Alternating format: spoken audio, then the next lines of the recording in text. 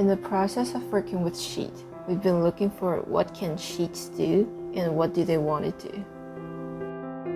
Sheet is thin, but it is still affected by itself and gravity. Sheet is flat, and it can't be stretched, while it could be distorted into unflat and perform flexibility through bending, creasing, and twisting, etc.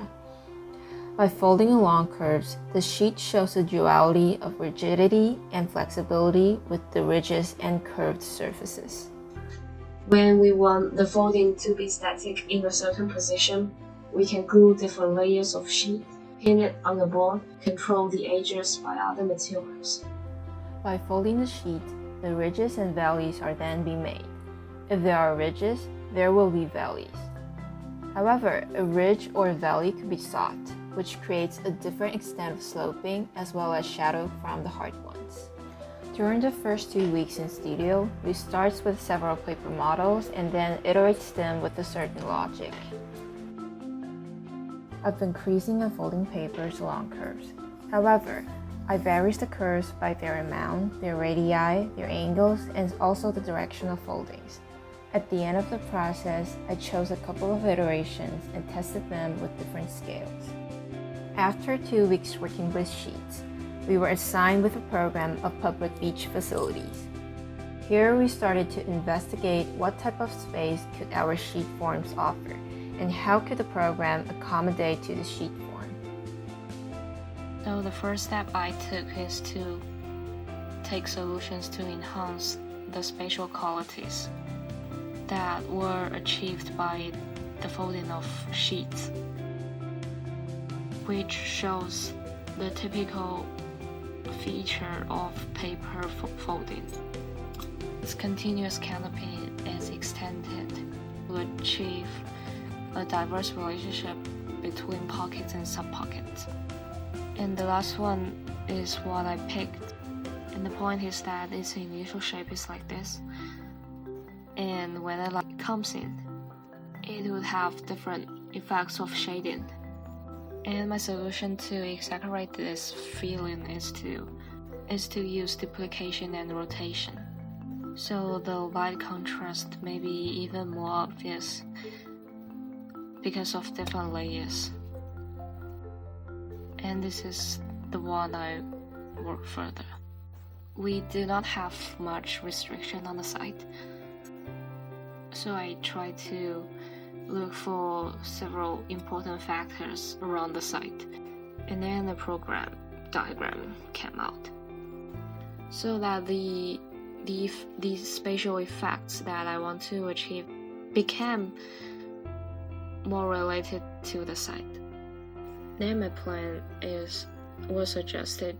However, I haven't considered the structure issue yet. Human scale became important factors here. Then the two layers of structure came to differentiate with each other. One of the challenges for me was how to make partitions out of the sheet logic I've been investigating. By turning the paper model into sectional drawings, I tried to contain the form in one another, intersect to form with different sizes, and selectively merge the spaces by trimmed off some parts of the surface. Moreover, by introducing the apertures, the form is then have the ability to ventilate and let the natural light comes in. In terms of the program, there were several issues to be resolved, including hygiene, ventilation, wet and dry, and circulation. Inspired by one of my paper models, a center corridor aligning with the direction of prevailing wind was then being made. This corridor not only facilitates the ventilation throughout the whole building, but also offers a buffer zone before entering to each facility. In terms of genders, at the beginning, I separated the building into one for male and one for female. But then I started to think that the building should let people make their own decision of their identities. Thus, except for urinals, all toilets in this project were gender neutral.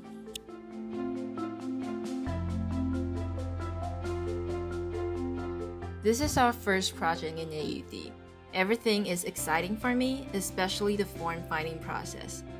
And because I have no architecture background, the form-finding process starting with a certain material is really fresh for me. Yeah, although I have an architectural background, but I haven't started with paper folding for design before. Also, this is the first time that there is so much freedom on defining the site. Exactly.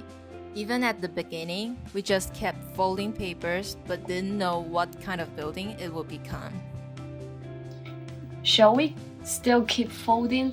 This is a question that I kept asking myself at the beginning, but it turned out to be valuable and had unexpected results when tutors pushed us to attempt different folding techniques.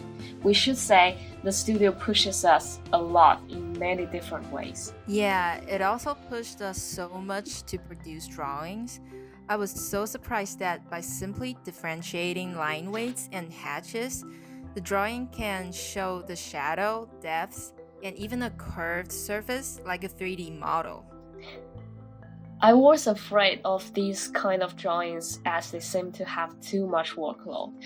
But by keeping in mind what is to be expressed as we learned in the studio and also in visual workshops, I think we all start to have a workflow on producing these kind of drawings, especially line drawings. Totally. And probably because we had to present remotely, everyone took more time than usual on how to show our work in 2D while having the same quality of showing physical works to the audience. Pushing us on improving digital skills, but it is a must for our future study and work indeed. Initially, I thought remote learning might be tough, but I really appreciate any drawings posted by our classmates. They are inspiring. By the way, I have to say my design has had a great change or progress every time I have talked with classmates in those informal peer-to-peer reviews. Can't agree more. I enjoyed every desk crits picking my classmates' work. Everyone has their own styles, and the issues we focused on were really different. I feel like everyone would keep developing their own styles on design, on expression in the coming quarters. It's like an adventure to figure out what is the treasure at the end, or there is no end. Everlasting adventure. Absolutely.